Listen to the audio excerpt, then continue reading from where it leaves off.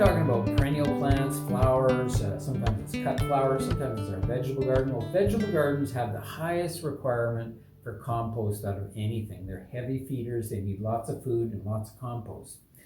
So when these parts and pieces of plants all start breaking down and the bacteria are consuming them, they are releasing nitrogen to the ground and to the earth, and they're also releasing all of the nutrients that plants need back to the earth. And then when we water, the water dissolves those nutrients and washes it into the root zone. But this is leaf mold, and leaf mold is awesome. It's full of organic acids, and it's full of nutrients. And it's a really nice product. And then once this breaks down, it actually becomes this beautiful sort of chunky material. And if you dry it out, it actually becomes crusty, and you can break it and till it into your soil, or ideally just turn it into the soil. And actually what the plants measure is actually the length of the night. They're not measuring the length of the day. So that nighttime temperature and nighttime day length is really important to plants. So they see it every day. The nights get longer and longer and longer. So those plants are starting to slow down. Another tip, and I want you to write this down because this, I think that it's it's something that I think is really, really important about how plants grow, is that plants grow from about the beginning of May, say the 10th of May, through until about the end of July-ish, say 20th of July, end of July, depends on the season, a couple weeks either way. But that's their growth for the year.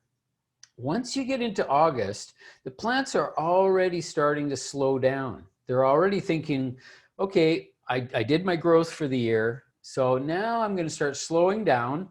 The wood that's on the plant has to ripen at this point. So you know how when you get that really soft, lush growth on plants through the regular season, and it's green and it's kind of very easy to snap and break off of a plant. But when you get into summer, into August, it turns into wood. Well, that wood is what overwinters. That soft stuff is not going to overwinter. So we want our plants not to be in a growth phase where they're just lush and soft and doing their thing through August. We want them to be like, okay, I'm starting to slow down now because fall is around the corner. The nights are dropping. The daytime is getting shorter. The nights are getting longer. And the plant's starting to go into dormancy. So this dormancy thing is something that happens gradually over August and September. So that's why we're talking right now about fall and winter, is because we don't really want to be out there fertilizing a bunch of plants right now and getting them up and growing. We want to say, okay, it's starting to slow down now. Let's just take it easy on these guys, you know, watering. And you know what also happens in the fall often is that it doesn't quite rain as much. Like we get this dry spell, which is sort of normal. I'm not saying anything is normal these days as far as weather goes, but really through August and September, those dry periods also trigger plants to go dormant as well. So now we're coming to the end of the season now. We've got these plants sitting outside.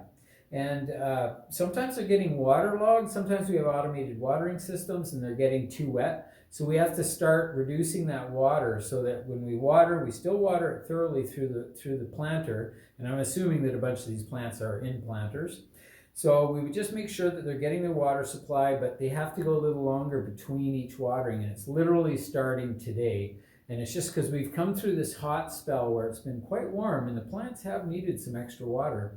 But I'm sort of just, watching the weather forecast, and they're looking at this gentle sort of cooling as we go into the next few weeks.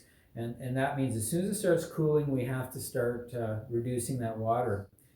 So peat moss was one of these things that they used for storing roots and tubers and things, because it would just keep this perfect environment. It was just 25% humidity. And because, if you get too wet, they start to rot or they'll get moldy. There'll be issues with that.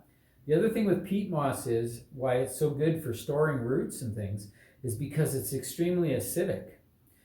Peat moss is a really very harshly acid product.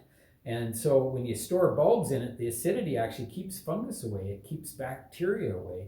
The plants that have bigger leaves that are evergreen, like a banana is a good example, you need to use some damp cloths. And what I do is I just wipe the cloths down with a damp cloth, tops and bottoms, and I wash those leaves.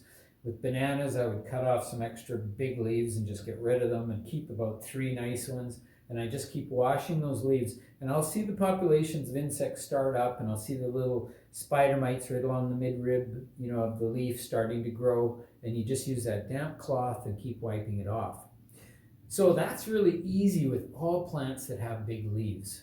So even the calocaceous, alocasias, those things are elephant ear plants. They have big leaves on them.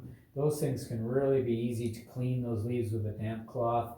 Even like philodendrons and stuff, those are all relatively easy. I would say any leaf that's even the size of your hand, even a bit smaller, would still be relatively easy to wipe down. So you wipe the undersides of the leaf, and whether you see anything on it or not, the thing is, a little spider mite, its little body is so fragile, if you touch it with a cloth, that's it, it's done.